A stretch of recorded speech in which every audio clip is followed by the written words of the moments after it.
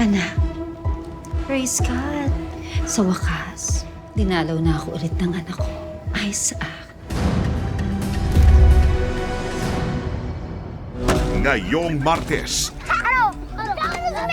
Sabi ng tatay ko, halimaw ang mga atubaw. Pikay dapat dito nakatira sa tumahan. Magsisimula nang mawala ang mga atubaw. Sila ang sumpa ng pamilya natin, anak. Gusto kong makita ninyo kung paano mamamatay si Lolo. What a very good boy.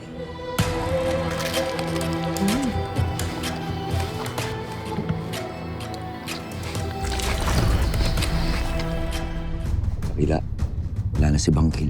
Baka nga tama talaga si Elsie. Kailangan ko na talaga siguro magpahinga. Pero iniisip ko, Dakila, paano pag kami nangailangan ng tulong ko? Hindi kaya dapat makahanap tayo ng tao na pwedeng pumalit sa akin bilang si Bangkil?